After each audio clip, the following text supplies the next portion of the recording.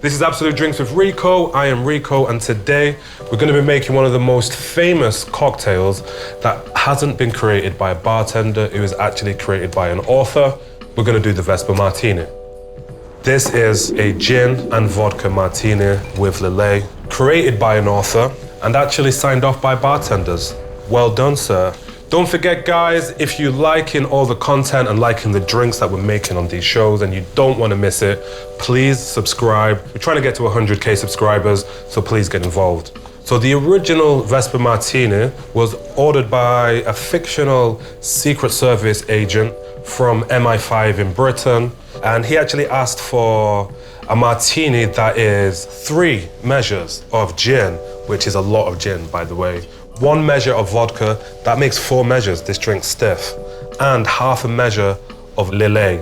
That's 4.5 measures of stiff alcohol. He then asked for it to be shaken, which is blasphemy, because it over dilutes it and it ruins the texture a little bit. You want that smooth texture from a stirred drink, and you also don't want no ice shards at the top of your drink because you've shaken it so hard. But you know, 4.5 ounces of stiff vodka shaken, that's gonna be like one of those like huge bathtub Las Vegas martinis, which always scare the hell out of me. You only should have an ice cold martini. It should only take you 3 sips to drink, and it shouldn't be the size of a bird bath.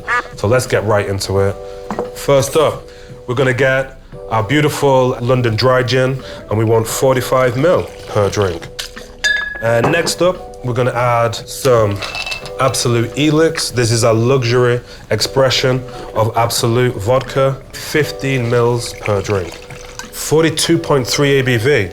It's a little bit stronger than your average vodka, which means in a stirred mixed drink like a martini or like the Vesper, it's gonna hold more body, hold more flavor, and it's just overall gonna improve your experience. Next up, we're gonna have some Lillet Blanc. Now we want around 8 to 10 mils per drink. So we're looking at putting in like 16 to 20 mils directly in. You know, making a martini is not difficult. It's literally just stiff alcohol. But where the artistry comes into now is actually diluting it to the preferred dilution and temperature. And what is that preferred dilution and temperature? And what is that preferred dilution and temperature? It all depends on who's gonna drink it. You might like it more, you might like it less, doesn't matter.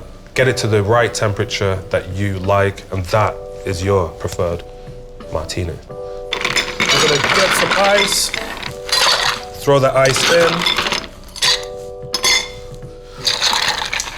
So give this a nice good stir. You know, you want as much ice as possible. The more ice, the more control you have over the dilution. Keep checking the temperature. And then when you want to see if the dilution's right, just like a chef, bartenders always taste their drinks. Sometimes it's with a straw, sometimes with a spoon, but all you need to do, take a little bit on the spoon, back of there, give it a taste. And if you're wondering why I do that, imagine if I'm working at a bar and I go, no one's gonna wanna drink that, bruh. Don't ever do that to a guest, that's just nasty. We've got this just about right now. I'm just gonna go grab my glasses out the freezer. And again, never put hot drinks. Hot drinks, hot drinks. Cold drinks in a hot glass. We've got some very elegant glasses today. Thank you, Anna. And these glasses are gonna be really good for this Vesper Martini, purely because of just how wide they are and how open they are. Thank you, Mr. Secret Agent Serviceman.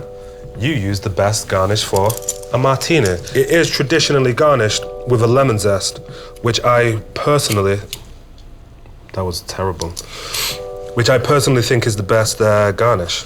Oh, now we're cooking on gas, guys. Now we're doing it.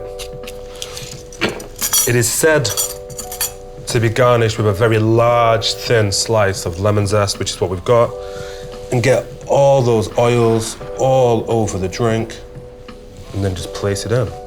You should be able to see right on the top, there's like a nice film, little splashes of the oils from the lemon zest. That's exactly what you're looking for, because that means that all that aroma is gonna go up.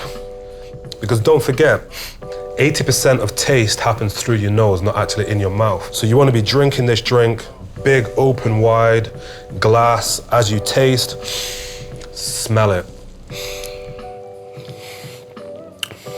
That, mate, is a pretty good Vesper, not gonna lie. Outdone myself.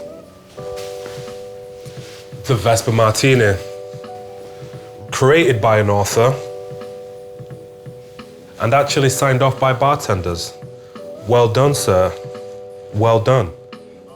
Drinks of Rico.